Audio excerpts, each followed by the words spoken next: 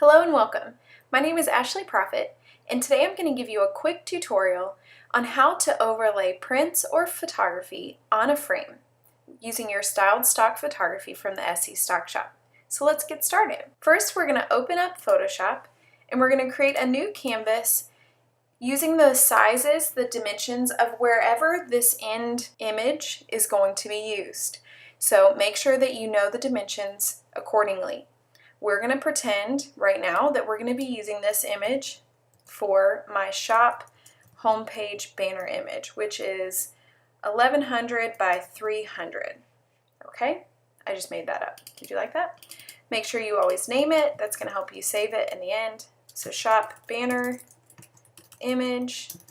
Whenever you're creating something for digital purposes, such as web, email, Instagram, Facebook, any of those things, make sure your color mode is RGB. Okay? Click OK. So now we have our blank canvas.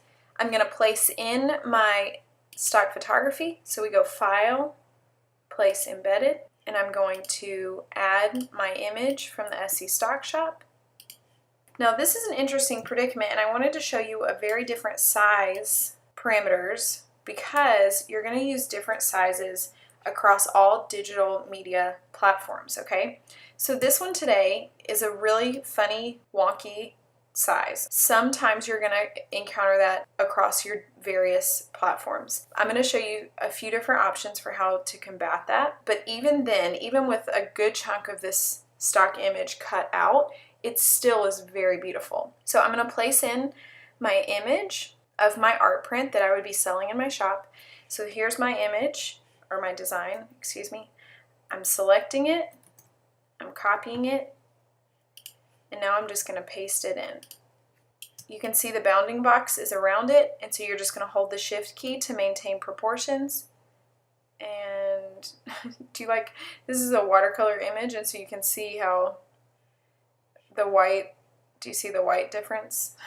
I'm just holding the shift key and scaling appropriately. I lost all of you guys just now when I was trying to you said, what is she talking about? The white and the watercolor, and I don't know what she's talking about. It's because there wasn't a full frame background image. I'm going to show you just so you know I'm not crazy. On this, there should have been I should have had a background that was pure white so that when I brought it over, there was no gap like this. You see this. The good thing is that this helps me to illustrate the fact that, I'm going to zoom in, illustrate the fact that this white that I brought in from Illustrator is a pure white. But when you photograph things, it's never exactly pure white. And so that's why you sometimes have to create white backgrounds from the image itself. The great thing is that here in this stock photography image, I can just use the white background she already has in place, okay? So you're just going to go to the layers palette in order to fix this problem. Or, for example, if my image was over this like shadow line here, but I wanted it to fit perfectly in it, you go to your layers palette and you click normal and then darken. And what that does is it takes on now the color of its background. And so that means that it has a true white according to this image. So it looks like this picture was taken with this print in its frame.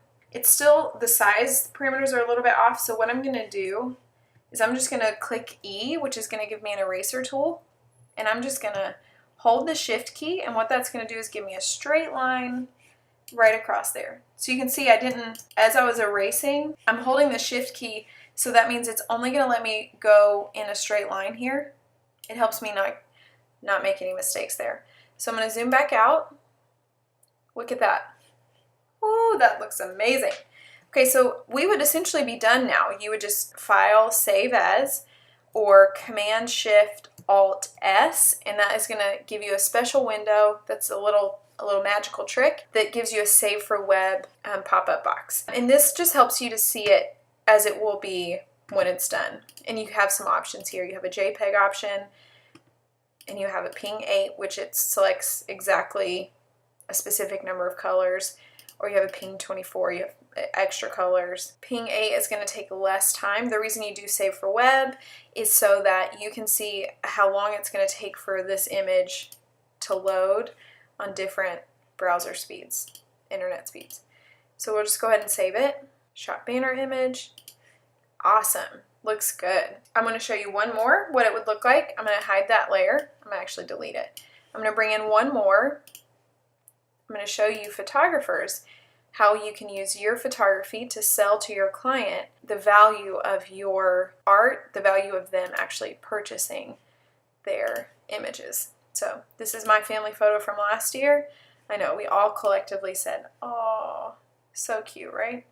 Okay, so I'm going to use my shift key. I'm going to hold my shift key down while I make sure that this is the right size. So I'm maintaining the proportions. If I don't hold the shift key, we just all got squatty or we all got real thin. Okay, but I want to hold the shift key down to maintain proportions. So you can see that my image is going off the screen. I'm not able to see that shadow there that helps me see the matte. Again, important things to help the believability that you actually took this picture in that image. And so you're just going to go over here to the layers palette and click darken. And now, did you see how I did that? Boom, boom. Okay, and then I'm going to do fit screen. I'm going to do 100% so you can see. Gorgeous, right? Let's pretend that this is going on my homepage and I want to add some text to it. So say you're having a sale or something like that on prints or on your photography or whatever. You would come over here to the text tool and you would just click on that T, draw a little box, and then type your text. You can highlight it and go over here to your character palette and increase the size. That's going to increase the font size. This is going to do your line spacing. This is going to do your letter spacing. Okay, and there you go. Done. So simple, right? Utilize this tutorial to make use of all of your gorgeous print designs or photography. Have a great day.